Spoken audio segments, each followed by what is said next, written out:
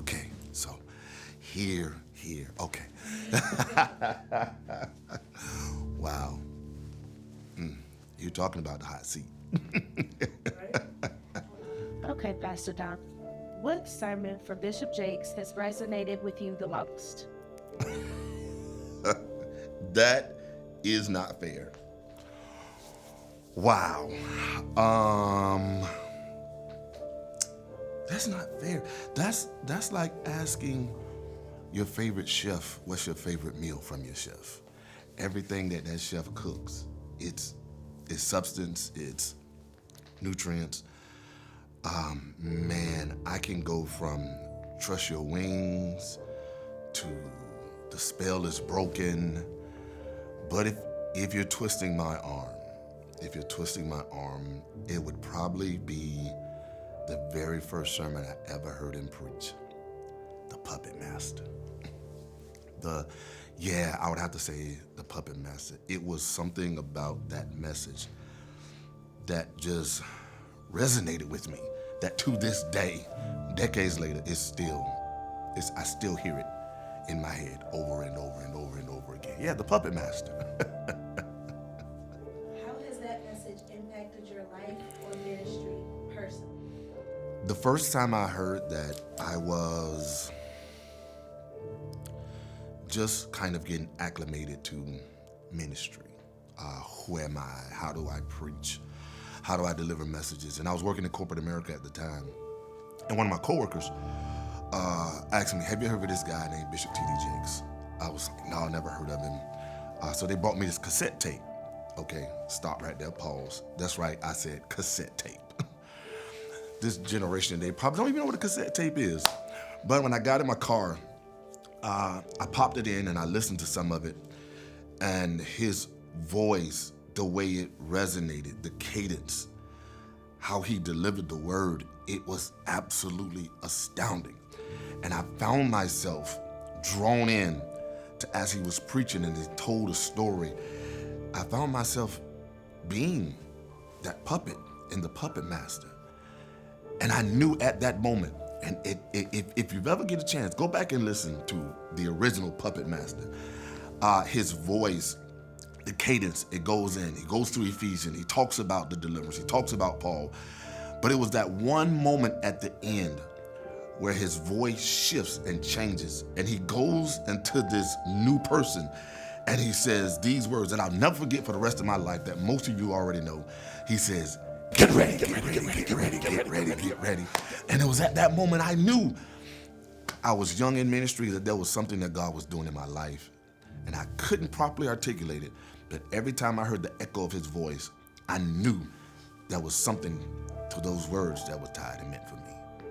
I didn't truly understand the get ready until he finished it, because what I would do is in that cassette tape, when I listened to my car, I would press rewind. That's right, I said press rewind, rewind back. And I couldn't just grasp what the puppet master.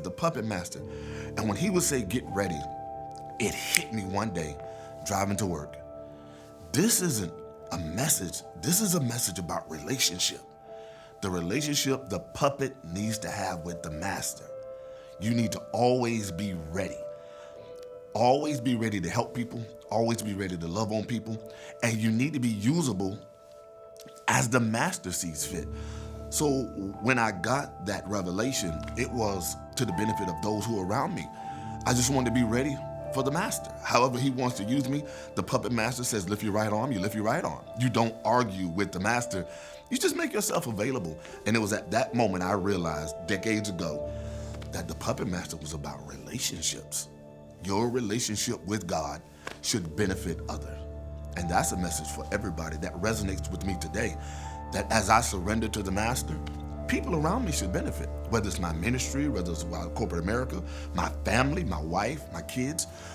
Submit yourself to the puppet master. And it was at that start that I knew that I was going to run for the Lord for a long time. It's an honor to be chosen. Most of the times, people want to be chosen to lead. it's an honor to be legs to a legacy. There is no legacy without legs. And just to be sitting here to give this testimony about decades and decades of years of the things that Bishop has spoken in my life and the lives of millions that has changed our life forever. I'll give a quick story, something that he and I had a conversation about, Elisha and Elijah. And when I finally had the opportunity to meet him and we developed a relationship, and I told him, just like Elisha told Elijah, and I'm gonna paraphrase it, I'm not going anywhere. You're stuck with me. And I didn't know at the time the words that I was saying was also evolving me as the puppet and the puppet master. So when the puppet master told me to leave corporate America to start my church, that was one revelation. So I pastored for over 15 years, and then the puppet master said, okay, now leave your church and move to Dallas to help undergird the legacy, to be the legs. And to me, that's an honor to be chosen. It's not always comfortable, but it's an honor that God will choose you to help undergird his vision. Submission is a powerful word. Submission is an absolutely powerful word because it means you're under something, which means God gave you the strength to undergird it, to hold it up.